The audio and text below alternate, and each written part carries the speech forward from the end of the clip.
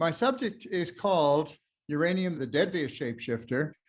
I want to start off by talking about what makes uranium unique, truly unique in the galaxy of elements on Earth. Uranium was found in 1789. It was named after the planet Uranus, which had been discovered just a little while earlier. And it was just one more element. It was the last on the periodic table, element number 92. And it was moderately interesting. It was used as a coloring for glass and pottery for over 200 years.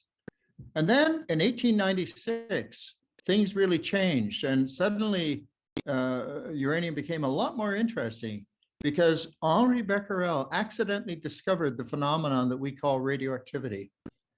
He had a lump of uranium in a desk drawer, and he found that this rock was giving off some kind of powerful penetrating energy that would go through black paper and expose a photographic plate. And he had no idea what this energy was or where it was coming from and how it could possibly be that a rock could give off energy. It turns out that we now know that the energy comes from the disintegration of the atoms. Most atoms are stable, they never ever change, but some atoms are unstable, and those are the ones we call radioactive. An unstable atom really has an unstable nucleus. The core of the atom is what is unstable. And it's like a little tiny time bomb that will suddenly and violently explode at some unexpected moment. And when it does explode, it gives off what you might call subatomic shrapnel that we call atomic radiation. And this can be a gamma ray, which is like an X-ray, only more powerful, or it can be a particle, an alpha particle positively charged, a beta particle negatively charged, or a neutron with no charge. All of these projectiles are extremely damaging to living things because they break molecular bonds randomly. And when they break those molecular bonds, that includes the DNA molecule, and the consequences, the long-term consequences can be very severe for the individual involved. Now, you can't see radiation, but if you put a rock, uranium ore sample in a cloud chamber, then you can see the condensation, and this will allow you to see the tracks of these particles. There they are. They're coming off all the time. They're pouring out of this rock. Now, here's the amazing thing. That's going to go on 24 hours a day, 7 days a week for millions of years and millions of years and millions of years. And in fact, it will not fundamentally change in all that time. The energy is just pouring out of that rock. This was mankind's first experience of what we call nuclear energy. It's called nuclear energy because it comes from the nucleus. And radioactivity is a form of nuclear energy which we cannot control. We don't know how to shut this off. We don't know how to speed it up or slow it down. That's why we have a radioactive waste problem, because we don't know how to shut it off. We don't know how to neutralize it. Now, 43 years after the discovery of radioactivity was an even more stunning discovery, and that was nuclear fission. Right at the dawn of the Second World War in Berlin, around Christmas time in 1938, they discovered that using a neutron as a projectile, you can actually split a uranium atom massively in half, roughly 1/3, 2/3 usually. And that allows you to release nuclear energy, a big burst of nuclear energy at will, so that all of a sudden you have something unlike radioactivity. You can control this. By using neutrons, you can bombard uranium atoms and release as much energy as you want. And this is the basis for both nuclear bombs and nuclear reactors. Without uranium, there would be no nuclear weapon of any description anywhere on Earth. And without uranium, there would be no nuclear reactor of any description anywhere on Earth. Uranium is the key to all nuclear fission technology. Other atoms can be split, but only uranium can be harnessed. Now, the reason for this is because of what we call a nuclear chain reaction. There's a very rare kind of uranium called uranium-235. It's only 7 atoms out of 1,000 that are uranium-235 in nature. And it is the only naturally occurring element that can sustain a nuclear chain reaction. What this means is that the neutron is like the magic wand that makes things happen.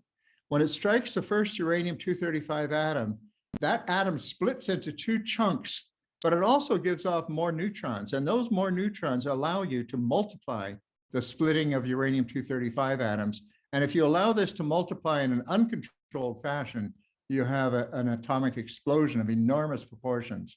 If you somehow control the neutrons by using neutron absorbers, then you can have a nuclear reactor that provides a steady source of this nuclear energy. Now, just a couple of years after that, 4 years after the discovery of fission, the President Roosevelt and Winston Churchill from Britain, at the invitation of our Prime Minister, Mackenzie King, met in Quebec City, and there they signed a secret accord, the Quebec Accord, which was an agreement to cooperate in building the world's first atomic bombs. The reason why Canada was included in this is because Canada had the only readily available supply of uranium in North America. The other supplies in Europe and in Africa were under the control of the Germans, and so they could not be accessed easily. What resulted was 2 bombs 2 years later, and 2 Japanese cities were destroyed, full of men, women, and children. Little Boy destroyed Hiroshima. It was made from almost pure uranium-235. This was difficult to acquire because you had to separate all the uranium-235 out of all the non-uranium-235, the uranium-238. That's called enrichment. And enrichment is a slow and difficult process, technologically sophisticated and requiring enormous amounts of energy. Very difficult to hide that operation. The other bomb, Fat Man, was made from a substance called plutonium. And plutonium does not exist in nature. You can't go mining plutonium, it's not there. But it is a derivative of uranium, and it is produced inside any nuclear reactor that is fueled with uranium. So all nuclear reactors produce plutonium, and the first reactors were built solely for the purpose of producing plutonium for bombs. Now, there's only 2 uses for uranium in terms of the fission property, and that is atomic bombs, such as Little Boy, and nuclear reactors, such as the EBR-2 reactor in Idaho. Now, a nuclear reactor provides a steady source of heat and possibly electricity. It doesn't have to supply electricity, but it also produces plutonium. And in fact, the EBR-2 reactor is what's called a breeder. It was designed to produce as much plutonium as possible. The idea was to acquire plutonium and stockpile it for use for civilian purposes, not just for military purposes, because plutonium can also be used as a nuclear fuel for more nuclear reactors. And the nuclear industry from the very beginning has always dreamed of turning to plutonium as a nuclear fuel. Why? Because uranium-235 is scarce. Uranium-238 is abundant. And uranium-238, all of it, can potentially be converted into plutonium. So you can multiply the fuel supply by at least 100 if you start using plutonium rather than uranium, hence the appeal. Now, the first plutonium bomb that was exploded in Nevada, and Robert Oppenheimer was there, and he came up with the quotation from the Bhagavad Gita by the god Vishnu, who himself is a shapeshifter. And he revealed himself in the multi-armed shape and said, "Now I am become death, the destroyer of worlds." And somehow he captured the mythic importance of the unique property of uranium. It's the only element on Earth that has the potential to make the Earth uninhabitable. There's no other element that you can start with, naturally occurring element, that can do this. Above, you see a picture of 24 avatars of the Hindu god Vishnu. 24 avatars mean 24 different incarnations, and uranium has many more than that. In nature alone, it has 24 incarnations. When you go to nuclear reactors, it has hundreds of incarnations. And when you go even further into the weapons business, you get more incarnations again. So there's lots of avatars for uranium, and that's what my talk is going to be about. Space shifting is the ability to physically transform oneself through an inherently superhuman ability. Now, uranium atoms undergo 3 shape-shifting transformations, and all of them are important to understand. I call them metamorphosis, fragmentation, and impregnation. Metamorphosis is a natural process, like a caterpillar turning into a butterfly, And it's what happens as a result of the radioactive disintegration of uranium atoms, giving rise to about 24 decay products, they're called. And those are naturally occurring materials which are found on Earth wherever there is uranium. The second one is fragmentation, and that is because of nuclear fission. With the advent of nuclear fission, breaking these atoms apart, we created hundreds and hundreds, probably more than 1,000 fragments of uranium atoms, which are lighter than uranium, lower down on the periodic table, and which are mostly intensely radioactive. Collectively, they are millions of times more radioactive than uranium itself. And the third one is impregnation, whereby certain uranium atoms like uranium-238 can absorb a neutron and not split, but become heavier and undergo a transformation into a totally new element. And that's how plutonium is born and the other transuranic elements, they're called. So the first example of shapeshifting are the byproducts of radioactivity. Radioactivity, as I mentioned earlier, was discovered 125 years ago by Henri Becquerel. The unit of radioactivity is henceforth called the becquerel. And what a becquerel means is that one radioactive disintegration is occurring every second, or 60 disintegrations every minute, or 3,600 disintegrations every hour. So whenever you see the word becquerel, you realize they're counting the number of disintegrations that are occurring in a single second. And of course, that continues. Now, Marie Curie was very curious about uranium, and 2 years later, after Becquerel's work, she applied her chemical skills, and she crushed up tons of this rock that he was using, this uranium ore, and she chemically extracted the uranium and separated it from all the rest of the residues. And she found that uranium was indeed radioactive, but she found something interesting. The residues were much more radioactive than the uranium. And this led her to believe that there are other radioactive materials that have not yet been identified. She identified two of these, radium and polonium, two of the decay products of uranium. It turns out that there's a whole lot of decay products of uranium.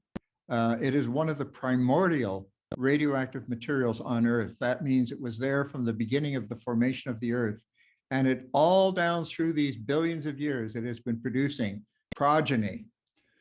Each radioactive disintegration creates a new element called a decay product.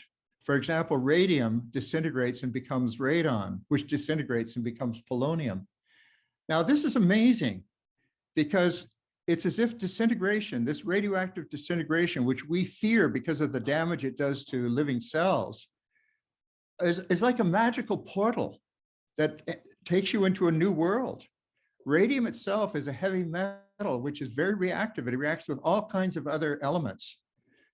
But when it disintegrates, and by the way, in the human body, it would go to the bones as lead does. But then when it disintegrates, it turns into radon, which is a gas and which doesn't undergo any chemical reactions at all, and which will remain a gas forever. It never turns into a solid or a liquid object. And then when that disintegrates, it turns into polonium, which is a solid that is similar to potassium.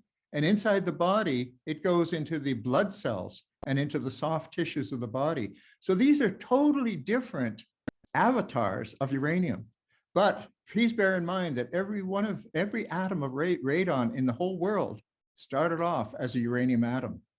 Every atom of polonium started off as a uranium atom. These are all different manifestations of the original uranium atoms. So uranium has a long decay chain. There are 24 progeny. One of the decay chains is for U-238, and there's a similar decay chain for U-235. Here's the decay chain for uranium-238. The black bars indicate the half-life. The half-life is how long it takes for half of the atoms to disintegrate. In the case of uranium-238, it's 4.5 billion years. So it means there's about half as many uranium-238 atoms today as there were when the Earth was first formed, because that's how old the Earth is. And there are all these other elements. You notice that the radium is about halfway down and the polonium is down near the bottom, polonium-210, which Marie Curie found. And when you mine uranium, you take away the uranium, but you leave behind 85% of the radioactivity because they don't like that. They don't want it. So this is ground up as a very fine sand it's very voluminous. It's the bulk of the ore ends up being waste, and it's radioactive sand, and it will be dangerous for hundreds of thousands of years. Why? Because it contains an element called thorium-230, one of the decay products of uranium, which has a half-life of 76,000 years. And all through those 76,000 years and longer, it's replenishing the supply of all the other ones below it. So for example, radon gas, you'd think, well, hey, radon only has a half-life of 3.8 days. It should be gone in a few weeks. True enough, if it was all by itself, but it's always being replenished by the decay of thorium-230. So the amount of radon will actually not cut in half until after 76,000 years. So it's important to understand how these radioactive materials are related to each other. Now, here is a pile of sand rock tailings left over from a uranium milling operation in Elliott Lake, Ontario. That wall of tailings, radioactive sand, is about 30 feet high, and behind that wall is an entire lake of such sand. It's about 70 million tons in that depository alone. And that stuff will remain dangerously radioactive for hundreds of thousands of years. So obviously it requires permanent, perpetual attention. When they talk about burying nuclear waste because you can't leave it on the surface, well, they're not doing that with the uranium tailings. They are leaving it on the surface. And according to the US Geological Survey, after about the first 1,000 years, the tailings are, although much more voluminous, they are approximately the same toxicity as the high level waste after 1,000 years. So they're in the same ballpark. So they are they represent a severe environmental challenge. At one point, the Wall Street Journal called it an ecological and economic time bomb, the 200 or so million tons of tailings in the US at that time. And of course, the tailings can be so easily scattered because of their sandy condition. They can blow in the wind, they can wash in the rain, they can drift, they can seep into the groundwater. And of course, they give off radon gas, and the radon gas floats through the air. It's 7 times heavier than oxygen, 7 times heavier than the air, rather. So it hangs low to the ground, and as it goes along, it disintegrates into polonium isotopes. So the polonium isotopes are falling out on the vegetation below. And this way you get radioactive fallout from a uranium tailings deposit. Now, the danger of these materials was known from the very early days. By the 1920s, it was known that young girls who were hired to use radioactive paint based on uranium to make numerical dials on instruments glow in the dark, that these girls were dying of horrible diseases caused by their exposure to very tiny amounts of radium. We're talking about millionths of a gram, a few millionths of a gram, called micrograms. There were fatal anemias. That was the first thing that happened. A lot of them developed fatal anemias and died from it. And as did, by the way, Marie Curie and her daughter Irene. Then there were bone cancers. There was an epidemic of bone cancers. And then later on, head cancers. And the head cancers came about because the radium in the bones turned into radon gas, and the radon dissolved in the blood, and the heart pumped the blood up to the brain. And that's how they got head cancers, from the transmission of the internal generation and transmission of radon gas. Of course, radon was also an underground miner's curse. And a lot of the Navajo underground miners died. They were non-smokers, almost universally non-smokers. And they died from lung cancer a great deal, as did other uranium mining populations and other miners as well, not just uranium miners. And that was because of the lung cancers caused by radon. Now, although radon is a gas, it does turn into, it has decay products also. As I said, the polonium isotopes, it has about 7 radioactive byproducts, decay products, and 85% of the lung dose is from the 3 polonium isotopes, polonium-218, polonium-214, and polonium-210, which lodge in the lungs and stay there. You breathe the radon gas in, you also breathe it out. So it goes in, it goes out. And you'd think that when you get away from the place where you're exposed, you shouldn't have any danger anymore. But the trouble is you're carrying this solid stuff around with you in the lungs. Now, the polonium is what was used to murder Alexander Litvinenko in 2006 in London by a small amount in his tea. Amazingly enough, He died, as you probably remember, some of you, a pretty horrible death. And it took them quite a while to figure out what it was that was killing him. It was polonium. The Los Alamos Nuclear Laboratory says on their website that weight by weight, polonium-210 is approximately 250 billion times as toxic as hydrogen cyanide. 250 billion times. That's hard to wrap your mind around. It turns out that a small piece of polonium the size of a grain of sugar would be enough to kill 30 men the way Alexander Litvinenko was killed. And I did a calculation from uranium mining. For every ton of uranium that is extracted from any ore body in the earth, the tailings contain approximately the equivalent of 18 tons of hydrogen cyanide in the form of polonium-210. So there's a lot of toxicity in the tailings, far more so than in the uranium that's taken away and used. Also, polonium-210 causes up to 90% of the deaths attributed to tobacco. And that's because those same solid byproducts of radon get stuck onto the tobacco leaves, which are very sticky. And when they're harvested and rolled into cigarettes and people smoke them, they're inhaling polonium into their lungs. The polonium also goes into the bloodstream and causes cardiovascular problems. And so there's about 480,000 Americans every year that die from the results of smoking, including secondhand smoke. 90% of that means we have about 430,000 deaths every year from polonium-210 right today in the United States of America.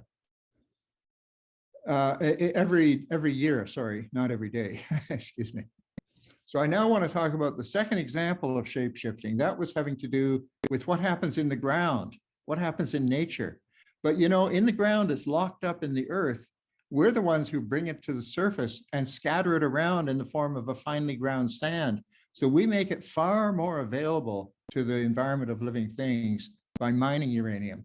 And for this reason alone, a lot of people are very much opposed to uranium mining. We had 23 medical doctors in Quebec here who wrote an open letter to the government of Quebec saying that if the government did not ban uranium mining, they would quit their jobs at the hospital they were working at and leave the city they were in, Sept-Îles, and possibly leave the province because they felt that strongly about not having uranium mining in the area where they treated people for medical problems.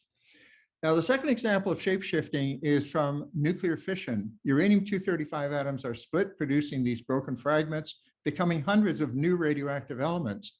This is another photograph by Robert Del Tredici. Many of these photographs are Bob's, and he's on the call today, I noticed.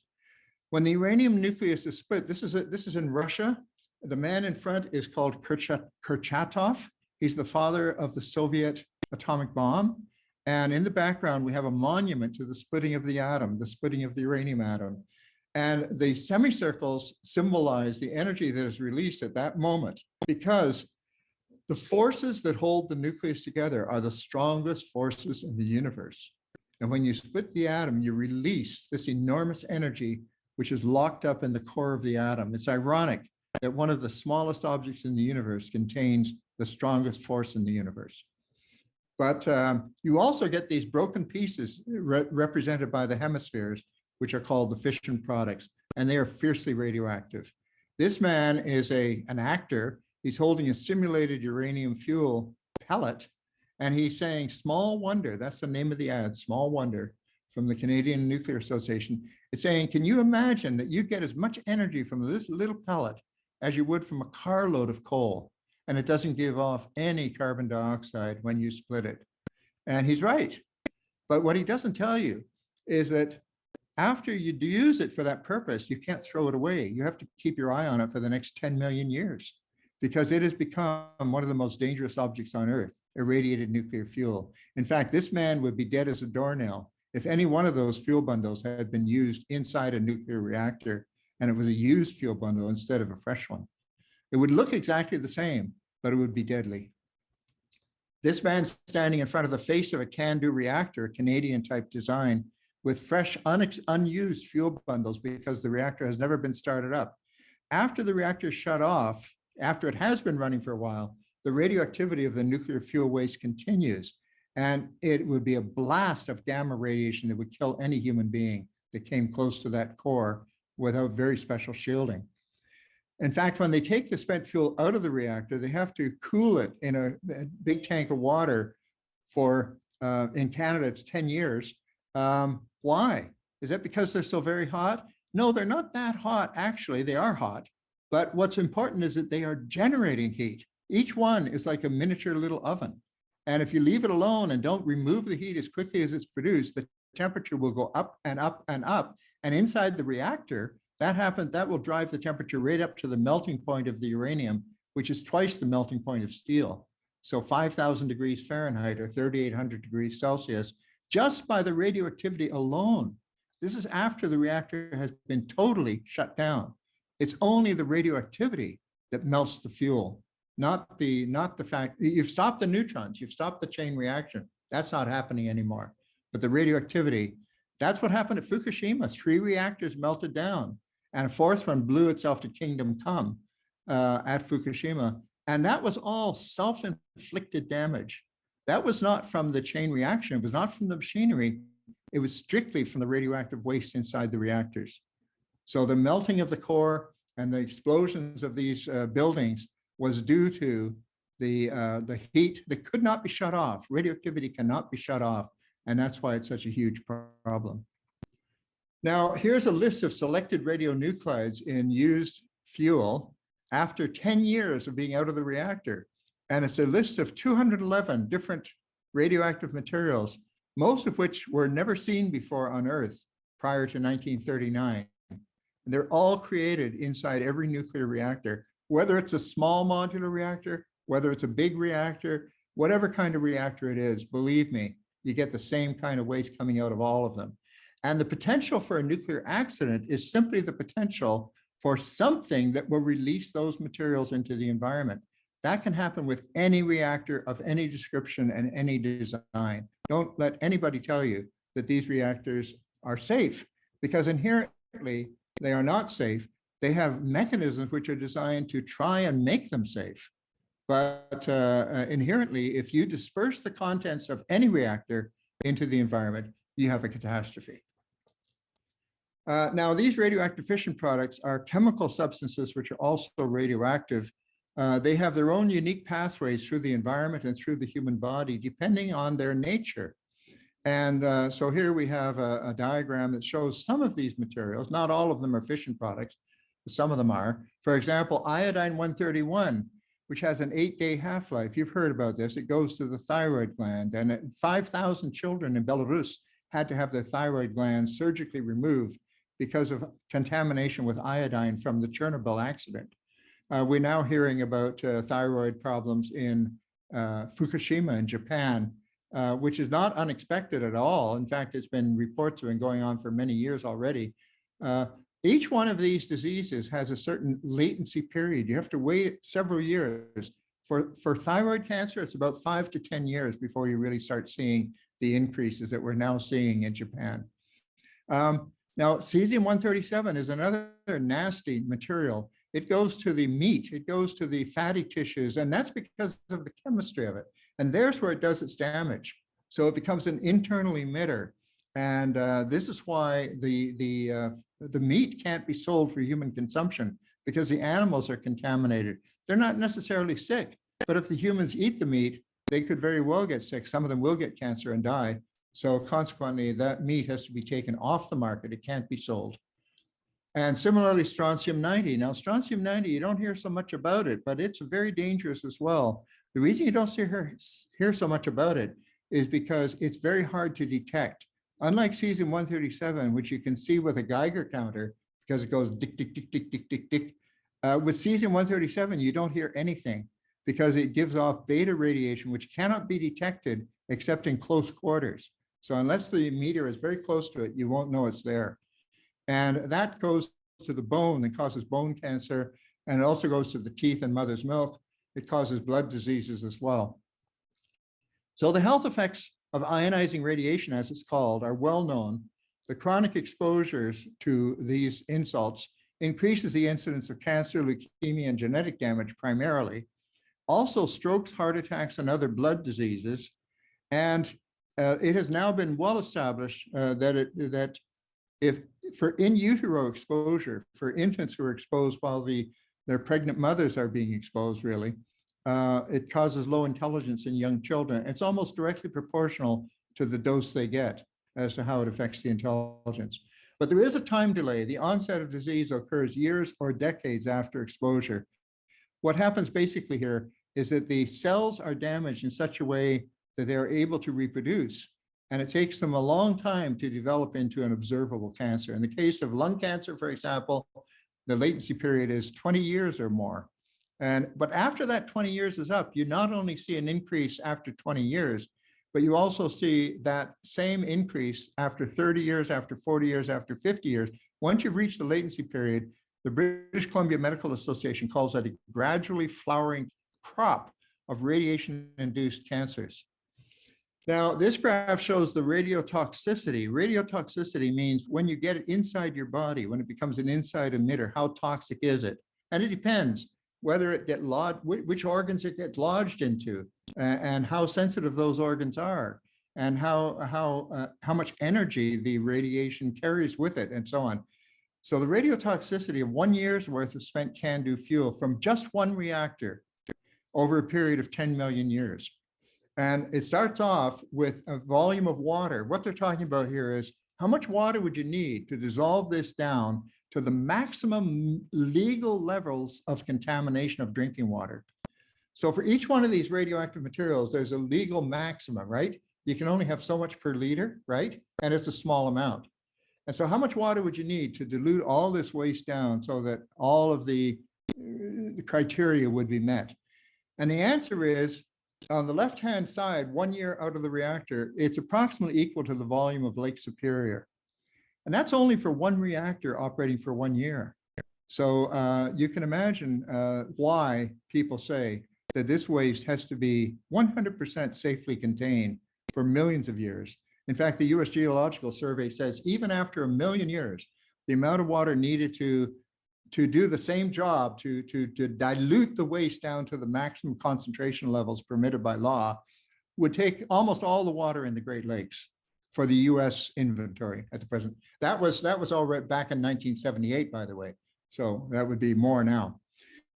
Now, the longevity of nuclear waste, oftentimes people say, well, it's mostly plutonium, which has a 24,000 year half-life. That's the main problem. If you got the plutonium out of there, then it should be clear sailing. You don't need to have such a huge, long time to wait. But that's not true. Here are some very long-lived fission products. And look, there's an iodine isotope down there, iodine 129. It has a half-life of 15,700,000 years. That means that all of the iodine 129 that was created in any reactor in the world for all those years is still there, underground, still waiting to come out. It's still there.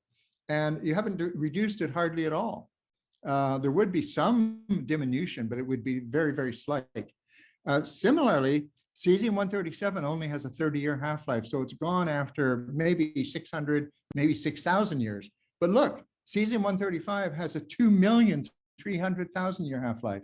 So don't fool yourself into thinking that a few centuries is going to make it safe.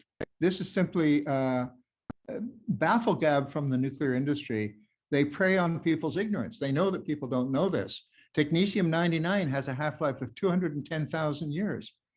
And the thing about these things, technetium, cesium, and iodine, is they're very mobile in the environment. They vaporize easily, and so they can get out of the repository much more easily than something like plutonium. It's a lot harder for plutonium to get out than some of these things to get out. And also, these things are very bioavailable. When they're in the diet, when they're in the environment, they get into the human body very easily, and they get into different organs very easily. Not so easy with plutonium. Plutonium is a little sluggish in that regard. So although plutonium is no doubt extremely dangerous, I'm not saying it isn't. I'm just saying that it doesn't have the mobility of some of these other materials. There's also activation products. Here are some activation products. What is an activation product? Well, I'll explain that in a moment. These are the things in the structural materials themselves that are buried as well. And they have long half-lives. Look at chlorine-36, 300,000 years, calcium-41, 100,000 years. And what is an activation product? Well, it's another way of creating radioactive materials. A neutron hits a non-radioactive element like cobalt-59 in the steel and turns it into highly radioactive cobalt-60. And that cobalt-60 is a real health hazard for the workers who are decommissioning, because they've really got to watch themselves. They could easily get a lethal dose of radiation from the cobalt-60. That's not created in the fuel. That's created in the actual structural materials themselves. So the third example of shapeshifting is byproducts of breeding, what I call impregnation. A uranium-238 atom absorbs the neutrons and becomes heavier. Plutonium is only one example. There's curium, there's neptunium, there's americium, there's einsteinium, there's a whole bunch of them. And even plutonium, there's 6 varieties of plutonium that are created inside the nuclear reactor. And these are particularly dangerous because of their weapons use. The creation of plutonium takes place, as I illustrate here, by a neutron hitting a uranium-238 atom and changing it into a plutonium atom after giving off a couple of beta particles. So this is where plutonium comes from. And once it's created, it cannot easily be uncreated. It can be used for nuclear weapons now or thousands of years from now. Long after nuclear power has been forgotten, people can go to where the waste is buried. And if it's not buried deeply, they can dig it up very easily and get the plutonium out and make a whole lot of bombs. This is how much plutonium is needed to destroy a city. It's about 6.2 kilograms. This is the exact size of the ball of plutonium in the bomb that destroyed Nagasaki. And it's also used in H-bombs. H-bombs are called H-bombs because of hydrogen. It's because they use fusion instead of fission, but they also use fission. You have to have a fission reaction to get the fusion reaction going. And that ball of plutonium at the top is what you need to raise the temperature to 50 million degrees Celsius so that the fusion reaction can start. And when they dismantle H-bombs, what they do is they just take that plutonium out of it. When you take the plutonium pit out, it's no longer a bomb. It's no longer something that can destroy a city because it's rendered harmless. But you still have that plutonium, and the question is, what do we do with that? That's a real problem, because we don't have an easy answer to it at all. Now, the present inventory, if we just take a look at can-do used fuel, the other thing that you have to remind yourself is that every single reactor on the planet that is fueled with uranium produces plutonium. For example, in our can-do reactors here in Canada, today, we have in 50,000 tons of fuel, we have about 200 tons of plutonium. That's enough to make about 32,000 Nagasaki bombs. If we waited 24,000 years, it would be half as much, because that's the half-life. If we wait another 24,000 years, it'd be half again. If you wait 96,000 years, you'd still have 12.5 tons of plutonium, which is enough for 2,000 bombs. So it's important to realize that this really is a forever problem. It's a problem we can't turn our backs on. We can't just pretend that if we bury it and walk away from it, that it's perfectly safe. And by the way, if there's 12.5 tons of plutonium left, you might wonder, where's the other 188 tons? Where's the other 188 tons? Guess what? How many people can guess what the 188 tons is? It's still there, but it's no longer plutonium. You know what it is? It's 100% enriched uranium-235. Because when plutonium disintegrates, it turns immediately into uranium-235, which is the other nuclear explosive material. So in fact, you may be only to build 2,000 bombs with the plutonium, but you've got all that 100% enriched uranium that you can also make bombs with. It's incredible, absolutely incredible. Now, one of the things that the nuclear industry has always wanted to do, and it's important to be aware of this, is they want to get at that plutonium, not to make bombs necessarily, but to make fuel for more reactors. They want to keep this thing going. They've got a good thing going and they want to keep it going. And in order to keep it going, they feel, rightly or wrongly, I think wrongly, that they should get that plutonium because that will extend the fuel base. There's more than enough uranium, by the way, to run all the reactors in the world for quite a time. But there is a radioactive firewall between the used reactor fuel, Bob drew this picture, and the bombs. You can't get the fuel to the bombs because it's so radioactive, it'll kill anybody who tries to handle the fuel. It's so radioactive. So what do? you build a reprocessing plant.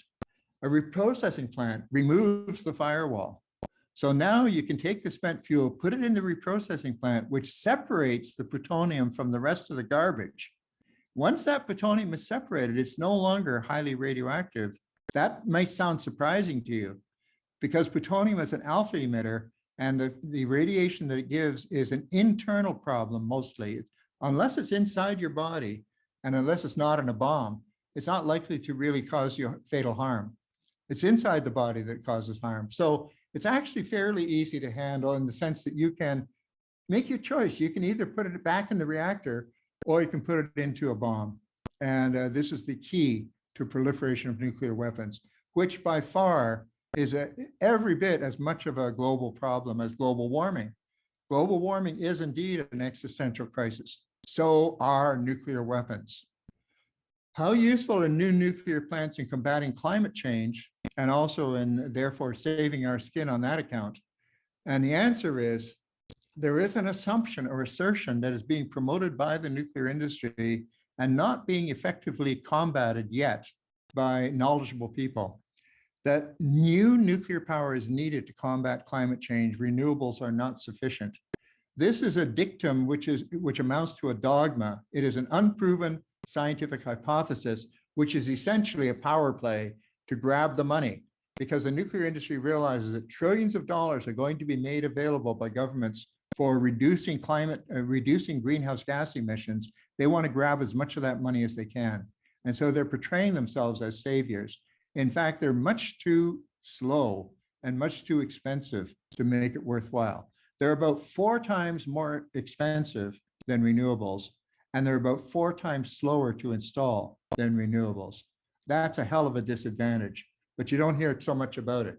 So the question is, are our energy strategies fast enough to meet the climate emergency? Let's consider the history of the nuclear industry.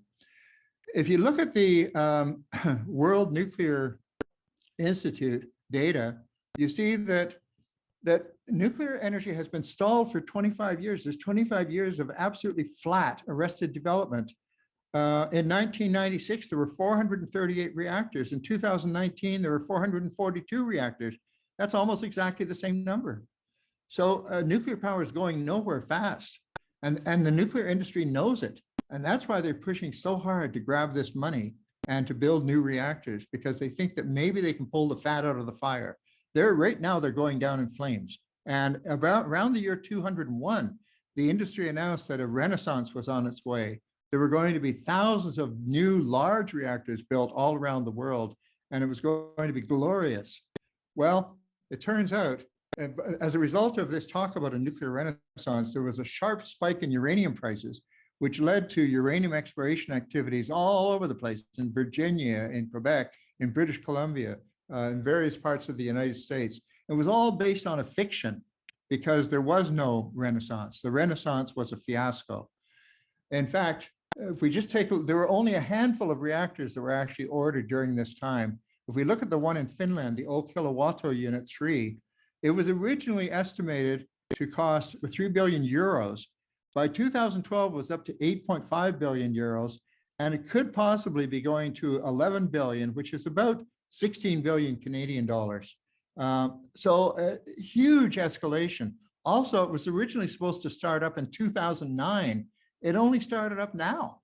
That's 2022. So it's 11 years late and 5.5 billion to 8 billion euros over budget. And in fact, it bankrupted the Areva Corporation, which tried to build the thing in the first place. We have a similar situation with Georgia in the United States. As you're probably well aware, the Vogtle plants in Georgia, they are the first new reactors to receive construction approval in more than 30 years in the United States. And they consist of 2 Westinghouse units. They're planned in 2006. The estimated cost was 14 billion. Shortly afterwards, it came to 25 billion in 2019. And by the way, as you probably know, the 2 reactors in neighboring South Carolina were canceled after spending $9 billion on it. And there are criminal charges in connection with that one. So this renaissance was a fizzle. It didn't go anywhere. And that's likely to happen with these small modular reactors. They talk about small modular reactors. They said, well, we didn't do well with the big ones. Maybe we can sell the small ones. Nuclear power is too costly, too slow, so it's zero use to Australia's emissions plan. That's Greg Jericho in Australia. And it certainly is true. Here in Canada, we have a statement that over 100 groups, 150 groups have signed saying nuclear power is a dirty, dangerous distraction from climate change, from fighting climate change. If you look at the US energy information, the global primary energy consumption by energy source, that green line represents renewables. It's growing faster than anything. It's growing like a bat out of hell.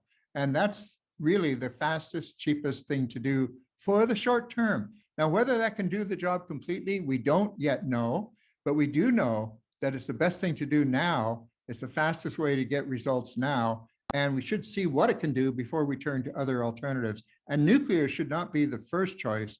It should be one of the last choices as an alternative. Here in Germany, for example, they decided, as you know, to phase out of nuclear altogether. Many people don't know that in 2011, 8 of their 17 reactors were shut down overnight. In 2021, 6 of them are still operating. And today, only 3 are still operating. Total of 26 nuclear reactors are now being dismantled and 3 are already finished. There's 30,000 megawatts of wind were installed in 8 years. That's twice as much as the whole Canadian nuclear industry, which is less than 15,000 megawatts. Here we have in the foreground a picture. I believe this picture was not taken by Bob, although he visited this place. It's an experimental breeder reactor in Germany that never operated a single day and has been turned into an amusement park. There's a similar situation in Austria where they had a completely finished nuclear plant. They've turned it into a kind of an indoor garden because it's never been contaminated with radioactivity. So that's what we should be looking at, and that's what we should be thinking of. Germany more than doubled its offshore wind power capacity in 2014. Can you imagine any nuclear enterprise that would double its capacity in 1 year? And yet, in offshore wind, you can put them up pretty quickly once you've got the hang of it. Even China, they talk about China building a lot of nuclear, and it's true. They're talking about a nuclear power generation capacity of 49 gigawatts from 50 reactors with an additional 17 gigawatts under construction. That's nothing to sneeze at. That's a lot of nuclear construction. But at the end of 2020 also, China had already installed 281 gigawatts of wind power and 253 gigawatts of solar power, making a total of 534 gigawatts, not megawatts, gigawatts of non-hydro renewables. So you can see that to meet its 2030 goals, China plans to move to more than double its wind and solar power generation, over 1,064 gigawatts in the coming decade. This is 10 times the nuclear capacity already, and the plans look more like 16 times its nuclear capacity. So even China is going very strongly in the direction of renewable. Now, what keeps these guys going? I believe that we should not overlook the mythic dimensions of nuclear power and the challenges ahead of us. I like the Lord of the Rings. You know, the ring of power is a ring that is too powerful for any mere mortal to wear because it gives you such power that it takes control of you.